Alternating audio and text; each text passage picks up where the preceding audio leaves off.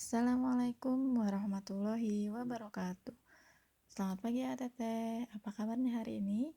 Semoga dalam keadaan sehat walafiat ya. Teteh sudah semangat? Sudah siap untuk belajar hari ini? Harus siap ya. Ya, dan Teteh Ibu ucapkan selamat datang. Selamat bergabung di SMP Teteh Zia Insani.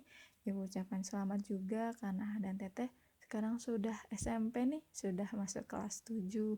Nah, dan Teteh sebelumnya kita perkenalan dulu ya untuk dan Teteh yang kelas 7, karena mungkin yang kelas 7 Ibnu Haisam sudah tahu nama Ibu dan juga sudah bertemu dengan Ibu secara langsung sebagian.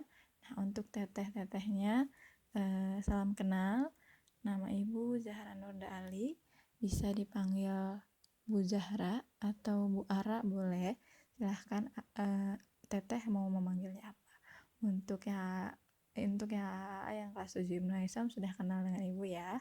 Ya, dan teteh kita akan mulai dengan pembelajaran kita sekarang. Untuk Ibu di sini akan mengajarkan atau mengampu mata pelajaran IPS, Ilmu Pengetahuan Sosial. Ya, di pertemuan pertama ini nanti kita akan membahas untuk materi-materi apa saja yang akan kita bahas di kelas 7 mata pelajaran IPS ini. Oke, kita mulai untuk pembelajarannya.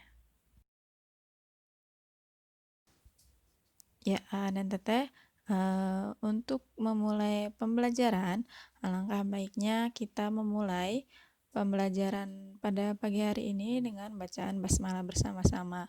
Bismillahirrohmanirrohim.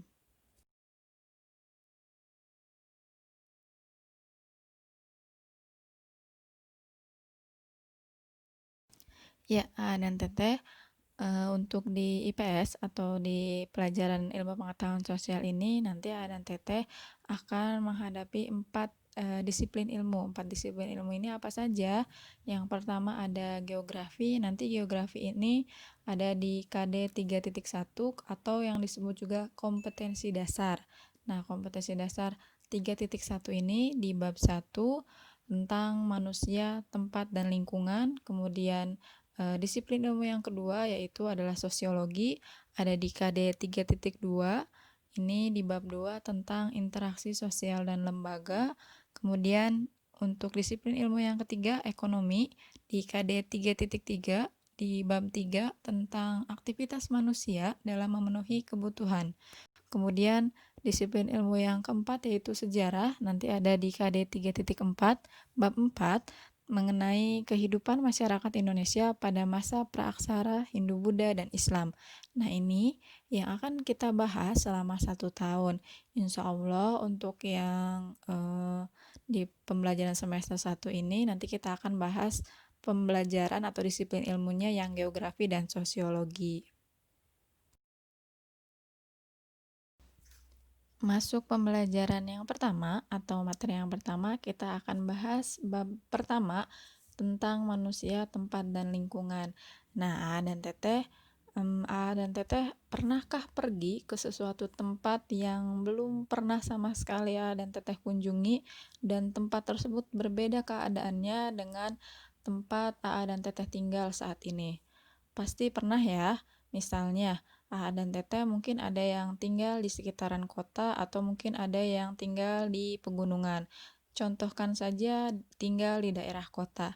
Nah, untuk yang di daerah kota biasanya memiliki karakteristik perumahan, banyak perumahan, kemudian banyak kendaraan, sedikit pemandangan, kemudian banyaknya polusi dan lain-lain.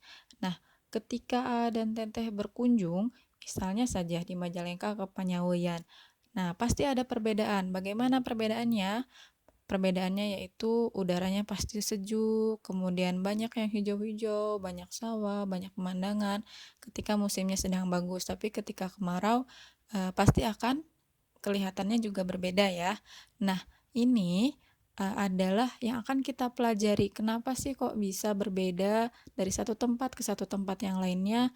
Tidak hanya tempatnya saja, tetapi manusianya juga dan lingkungannya. Mungkin yang di kota hidupnya individualis dalam artian sendiri-sendiri, kemudian jarang sekali bergotong royong dan lain sebagainya. Nah, kalau misalnya di desa masih sering banyak orang yang bergotong royong, mulai dari misalnya kalau ada kerja bakti, kemudian ada 17 Agustusan, itu pasti rame, lebih rame dari yang di kota misalnya. Nah, ini yang akan kita bahas di bab ini ya, di bab 1 tentang manusia, tempat, dan lingkungannya.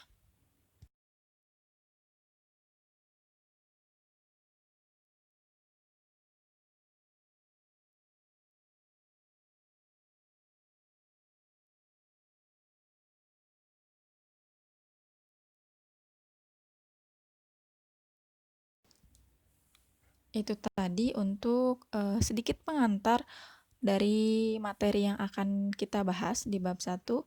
Nah, ini ada submaterinya, yaitu yang akan kita bahas selama di bab 1 ini. Yang pertama ada pengertian ruang dan interaksi antar ruang, kemudian yang kedua letak dan luas Indonesia, yang ketiga potensi sumber daya alam dan kemaritiman Indonesia, yang keempat dinamika kependudukan Indonesia, yang kelima kondisi alam Indonesia, dan yang keenam perubahan akibat interaksi antar ruang.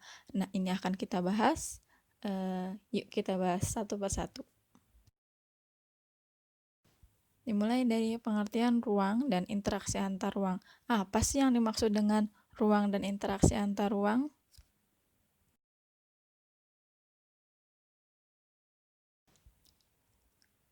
AA dan Teteh, kira-kira menurut AA dan Teteh yang dimaksud dengan ruang itu apa? Nah, yang dimaksud dengan ruang, kalau dalam segi geografi, ini karena kita disiplin ilmunya yang pertama adalah geografi, berarti ruang di sini maksudnya adalah tempat di permukaan bumi, baik secara keseluruhan maupun hanya sebagian, yang digunakan oleh makhluk hidup untuk tinggal. Itu disebutnya ruang. Lalu, apa yang dimaksud dengan interaksi antar ruang? Interaksi antar ruang itu proses yang sifatnya timbal balik dan mempunyai pengaruh terhadap tingkah laku baik melalui kontak langsung maupun tidak langsung.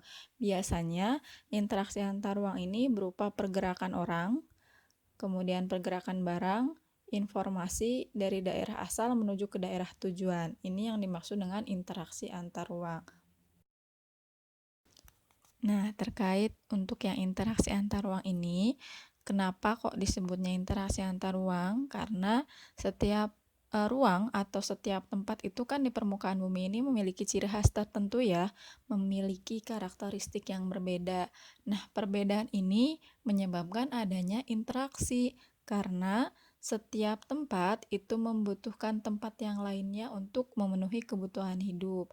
Misalnya, di pegunungan itu kan menghasilkan sayuran, sedangkan di daerah pesisir biasanya menghasilkan ikan laut. Nah, penduduk di daerah pantai pasti membutuhkan sayuran dari daerah pegunungan, begitupun sebaliknya. Nah, ini adalah salah satu contoh bentuk interaksi. Yang namanya interaksi itu pasti ada yang langsung dan tidak langsung. Kalau yang langsung itu yang bagaimana? Yang langsung itu yang terjadinya kontak langsung, misalnya ibu datang berkunjung ke rumah AA dan Teteh. Nah, itu berarti termasuknya adalah interaksi kontak langsung. Sedangkan yang tidak langsung bagaimana? Yang tidak langsung itu terjadi dengan cara ada perantaranya. Misalnya baca berita, melihat tayangan televisi, menelpon, video call. Nah, itu termasuknya adalah interaksi tidak langsung karena ada perantaranya.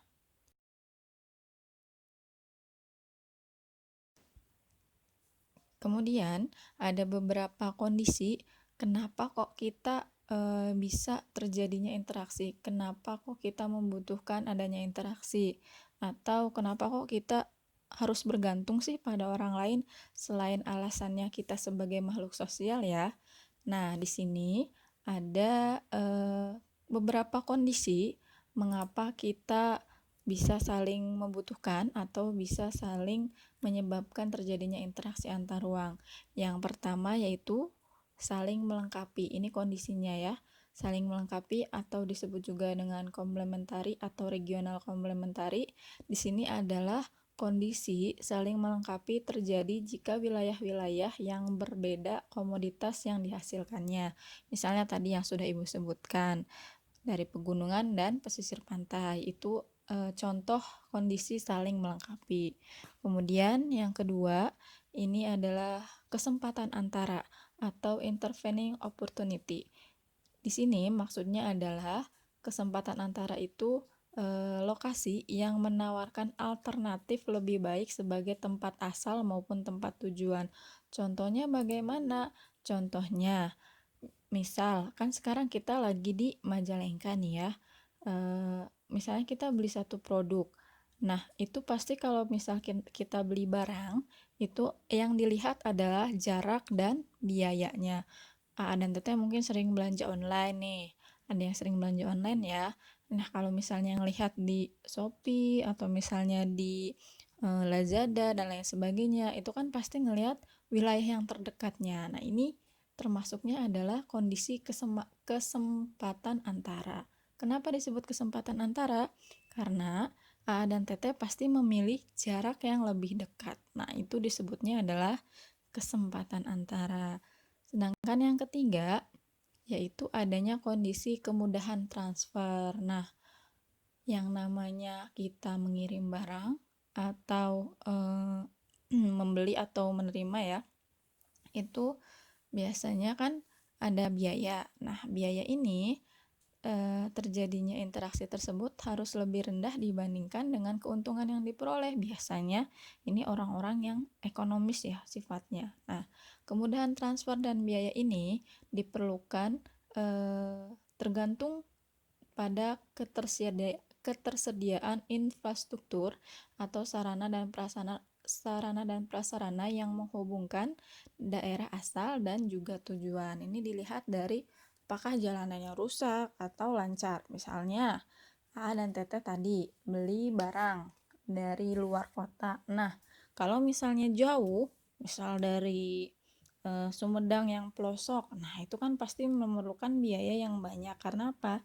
Karena jalanannya rusak. Kalau misalnya jalanannya bagus, nyaman, nah biasanya biayanya juga lebih murah. Karena apa? Yaitu lebih cepat nyampainya. Itu termasuknya adalah kemudahan transfer.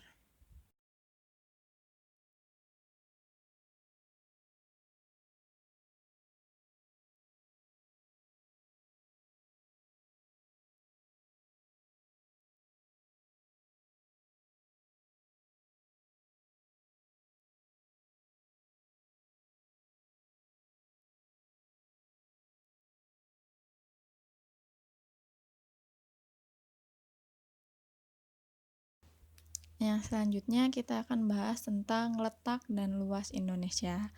Dan Teteh bisa dilihat di sini ada gambar peta ya.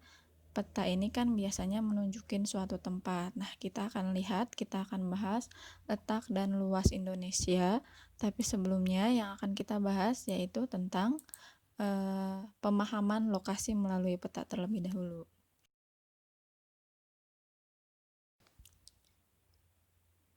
Nah, di sini kita akan bahas tentang pemahaman lokasi melalui peta. Sebelumnya, dan Teteh mungkin sudah pernah belajar, sudah pernah dibahas materi tentang peta ini di SD ya. Mungkin di SD kelas 4 atau di kelas 5. Nah, apa sih yang dimaksud dengan peta? Ada yang masih ingat? Nah, peta ini adalah gambaran di permukaan bumi pada suatu bidang datar dan diperkecil dengan menggunakan skala. Ini yang disebut dengan peta.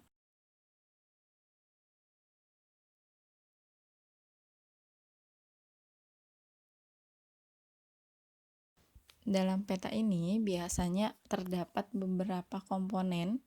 Nah, komponennya ada apa saja?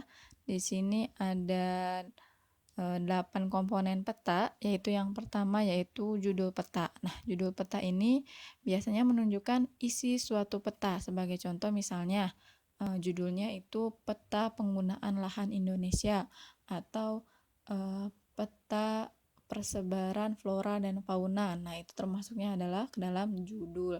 atau yang simple, peta Majalengka, itu termasuknya adalah judul peta. Kemudian yang kedua, komponennya yaitu adalah skala peta. Skala peta ini menunjukkan perbandingan antara jarak di peta dengan jarak sesungguhnya di lapangan. Ini ada beberapa skala peta ya. Untuk skala yang pertama itu disebutnya adalah skala angka. Skala angka ini berwujud perbandingan angka, misalnya 1 berbanding 10.000. Nah, jika tidak disebutkan satuannya di belakang angka, berarti satuan yang digunakan adalah sentimeter. Ini disebutnya skala angka. Ada lagi yang kedua jenisnya yaitu skala garis atau grafis. Skala garis atau grafis ini adalah skala pada peta yang berbentuk garis dengan ukuran tertentu. Skala grafis ini biasanya ada pada kolom legenda. Dilanjut untuk yang komponen peta yang ketiga, yaitu orientasi utara. Biasanya sebuah peta pasti ada seperti mata angin ya, arah mata angin yang menunjukkan ke arah utara. Itu disebutnya adalah orientasi utara. Kemudian komponen peta yang keempat yaitu simbol peta. Nah, simbol peta ini adalah tanda khusus pada peta yang mewakili objek yang dipetakan. Misalnya ada simbol titik, kemudian simbol garis, ada juga simbol warna, dan simbol area. Ada 4 ya jadinya untuk simbol. Nah, simbol titik ini biasanya menyimpulkan atau menggambarkan apa? Untuk yang simbol titik ini biasanya menggambarkan kota, ibu kota, kemudian pelabuhan. Nah, gunung api itu termasuknya adalah simbol titik. Untuk yang simbol garis ini biasanya menggambarkan suatu tempat seperti apa? Misalnya sungai, jalan raya, kemudian batas negara, batas provinsi, batas daerah, itu termasuknya ke dalam simbol garis. Untuk yang simbol warna, ini biasanya menunjukkan ketinggian ya. Kalau dan Tete lihat, itu kan ada perbedaan warna dari mulai yang hijau banget, kemudian mulai agak menguning, kemudian sampai menguning. Itu biasanya kan menunjukkan ketinggian. Begitupun di yang laut. Misalnya ada yang biru muda, biru makin gelap. Nah, itu juga menunjukkan tingkat kedalaman laut tersebut. Itu simbol warna. Kemudian untuk yang simbol area ini biasanya menunjukkan atau menggambarkan area tertentu. Contohnya gambar danau, kemudian rawa, sawah, dan lain sebagainya. Itu untuk yang simbol peta. Dilanjut untuk komponen peta selanjutnya yaitu garis koordinat. Nah, garis koordinat ini adalah garis hayal pada peta berupa koordinat peta dalam bentuk garis lintang dan garis bujur. Nah, mungkin dan Teteh pernah lihat di peta itu kan biasanya ada kotak-kotak gitu ya. Nah, itu termasuknya adalah garis hayal pada peta. Nah, disebutnya garis koordinat. Kemudian yang keenam itu ada inset. Inset ini merupakan peta kecil yang ada pada suatu peta untuk menunjukkan lokasi daerah yang dipetakan di antara lokasi yang lainnya yang lebih luas. Misalnya Indonesia nih, peta Indonesia. Kemudian ingin membuat peta Kalimantan. Nah, ini biasanya yang di dalam insetnya itu adalah peta Kalimantannya, seperti itu. Atau sebaliknya, bisa saja yang Indonesianya, yang diperkecilnya yang Kalimantan. Nah, itu untuk yang inset. Selanjutnya adalah legenda. Legenda ini menunjukkan keterangan semua objek yang ada atau muncul pada muka peta. Seperti tadi, kayak misalnya ada skalanya, ada simbolnya, ada insetnya.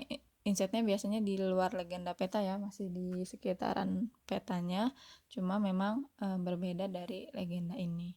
Kemudian yang terakhir adalah sumber peta.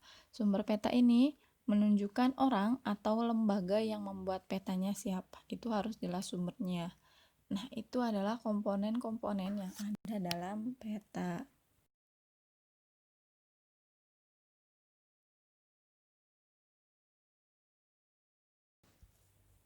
Oke, dilanjut lagi. Kita akan bahas tentang letak Indonesia. Nah, letak Indonesia ini ada yang disebut dengan letak astronomis, letak geografis, dan letak geologis. Yang Ibu tampilkan di sini baru dua, yaitu letak astronomis dan letak geografis. Letak astronomis dan geografis ini apa sih bedanya? Nah, untuk letak astronomis ini dilihat dari garis bujur dan garis lintang. Kalau yang letak geografis itu dilihat dari kenyataan yang ada di permukaan bumi. Berapa sih letak astronomisnya Indonesia? Nah, letak astronomisnya Indonesia ini berada di 95 derajat bujur timur sampai dengan 141 derajat bujur timur dan 6 derajat lintang utara sampai dengan 11 derajat lintang selatan.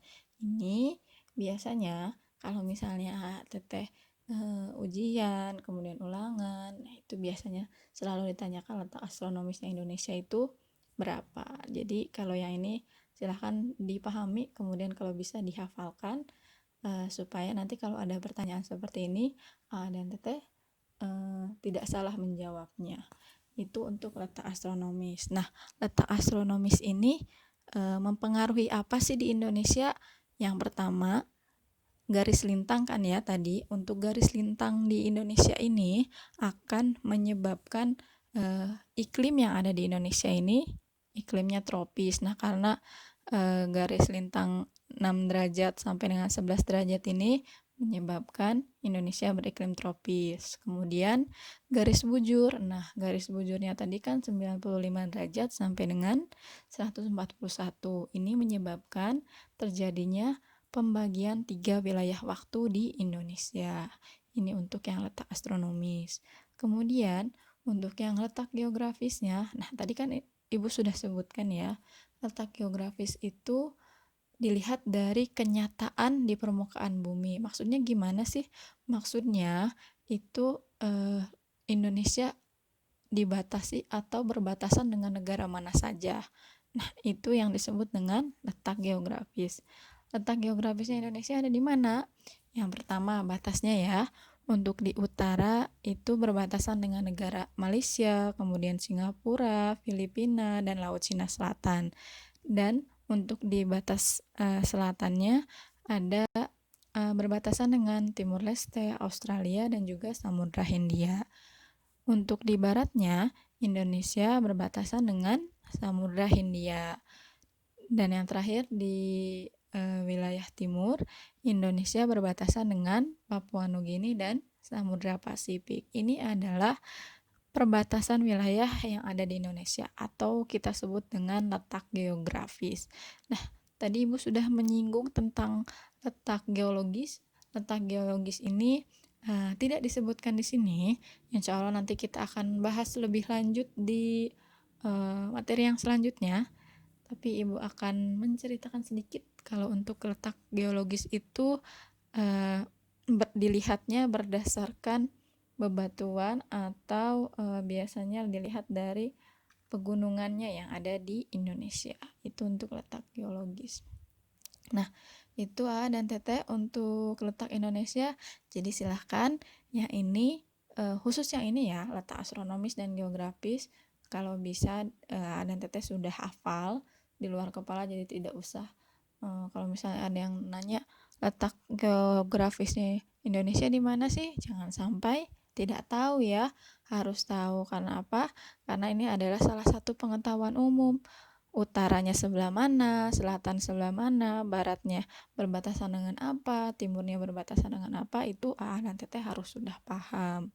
Itu untuk letak Indonesia. Nah, ya dan teteh untuk materi hari ini mungkin dicukupkan ya. Insya Allah minggu depan kita akan bahas lagi dengan media yang berbeda. Insya Allah nanti akan diinformasikan lebih lanjut. Dan untuk materinya minggu depan kita akan bahas tentang potensi sumber daya alam dan kemaritiman Indonesia. Juga insya Allah kalau waktunya masih sempat kita akan bahas tentang dinamika kependudukan Indonesia. Nah, ini merupakan disiplin ilmu geografi, jadi pengetahuan-pengetahuan umum ini tentang Indonesia harusnya teteh bisa paham, bisa mengerti. Jadi Ibu harapkan semoga dengan materi yang sudah Ibu sampaikan tadi dapat bermanfaat bagi AA dan Teteh, kemudian bermanfaat juga bagi Ibu. Terima kasih banyak AA dan Teteh sudah menyimak dan mendengarkan dengan baik untuk pembelajaran hari ini. Ibu ucapkan terima kasih banyak. Mohon maaf apabila ada salah-salah kata dari Ibu. Sampai jumpa di pertemuan selanjutnya. Mari kita akhiri pembelajaran hari ini dengan bacaan hamdalah bersama-sama. Alhamdulillahirabbil alamin. Oke, dan Teteh, terima kasih banyak. Sampai bertemu minggu depan. Assalamualaikum warahmatullahi wabarakatuh.